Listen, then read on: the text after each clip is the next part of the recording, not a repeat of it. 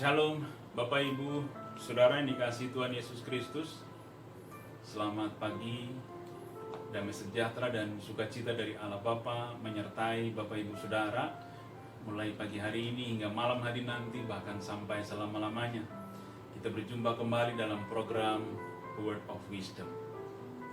Satu firman Tuhan akan kita baca dari 2 Samuel 2 ayatnya yang ke-26. Demikian firman Tuhan. Berserulah Abner kepada Yoab, haruskah pedang makan terus-menerus? Tidak tahukah engkau bahwa kepahitan datang pada akhirnya? Berapa lama lagi engkau tidak mau mengatakan kepada rakyat itu supaya mereka berhenti memburu saudara-saudaranya?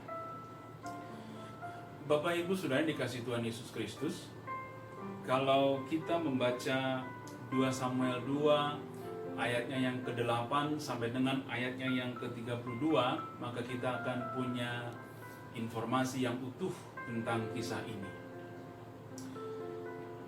Ada satu pertempuran yang terjadi antara dua pihak.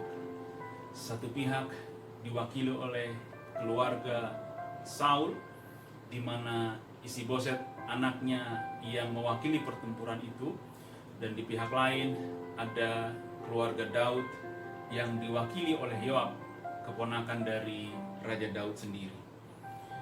Dari kisah yang kita baca di 2 Samuel 2 ayat yang 8 sampai dengan ayat yang ke-32, Bapak Ibu dan Saudara punya gambaran yang pasti bahwa Abner lah yang mengambil inisiatif untuk mengadakan pertempuran. Abner lah yang punya inisiatif untuk mengadakan pertandingan antara orang-orang muda. Abner lah yang berinisiatif untuk terlebih dahulu mengatur barisan. Dan ketika pertempuran itu tidak bisa dihindari, maka ada banyak korban. Karena dilihat kemenangan tidak berada di pihak Abner, maka larilah Abner dengan sebagian pasukannya. Tapi Yoab mengejar Abner sampai ke satu tempat yang bernama Bukit Ama. Waktu Abner melihat bahwa dia sudah tidak bisa melarikan diri lagi, maka ia berkata kepada Yoab, haruskah pedang makan terus-menerus? Bapak Ibu, padahal dari kisah yang kita baca sudah jelas-jelas Abner lah yang berinisiatif. Tetapi ia berdalih, ia menutupi kesalahannya. Siapapun kita, saudara dan saya, kita tidak bisa menjadi pribadi yang terus berdalih. Abner adalah orang yang gagah berani. Dia menjadi panglima Raja Saul, menjadi panglima perang Raja Saul. Tapi sungguh disayangkan, keberaniannya di medan pertempuran tidak diiringi dengan keberaniannya mengakui kesalahannya sendiri. Pagi hari ini Bapak Ibu Saudara dikasihi Tuhan Yesus Kristus, kita belajar dari Abner. Kita punya keberanian untuk mengakui kesalahan kita sendiri. Alkitab mengajarkan kepada kita, siapa yang menyembunyikan pelanggaran, maka dia tidak akan beruntung. Tetapi siapa yang mengakui pelanggarannya dan meninggalkannya, maka ia akan disayang. Saudara dan saya perlu berdoa supaya punya keberanian untuk mengakui kesalahan.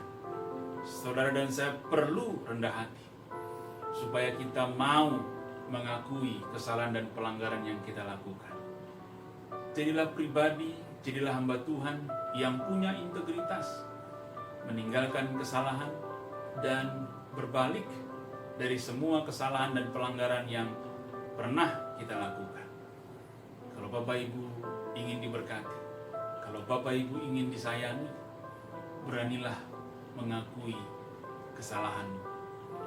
Jangan berdalih, jangan menutupi kesalahanmu, jangan menutupi pelanggaranmu, tetapi akuilah kesalahan dan pelanggaran. Maka Tuhan akan mengasihi engkau. Tuhan akan mengampuni setiap kesalahan yang engkau akui, dan Tuhan akan memberkati saudara dan saya. Amin. Kita berdoa. Allah Bapa yang bertahta dalam kerajaan surga, terima kasih Tuhan. Hari ini firman Tuhan menegur kami, karena seringkali kami menghindar dari setiap kesalahan yang kami lakukan. Seringkali kami berdalih, seolah-olah kami merasa paling benar. Tapi pagi hari ini firman-Mu mengajarkan kami Tuhan, supaya kami berani untuk mengakui kesalahan kami, tidak menyembunyikannya, tapi mengakuinya secara jujur dan meninggalkan setiap kesalahan dan pelanggaran kami. Karena kami ingin disayangi, karena kami ingin diberkati. Oleh sebab itu Bapa, tolong kami, beri kami keberanian, beri kami kerendahan hati, supaya kami berani, supaya kami dimampukan mengakui setiap kesalahan yang kami lakukan. Tidak berdalih, tapi dengan tulus, dengan jujur, mengakui setiap kesalahan yang telah kami buat. Amin.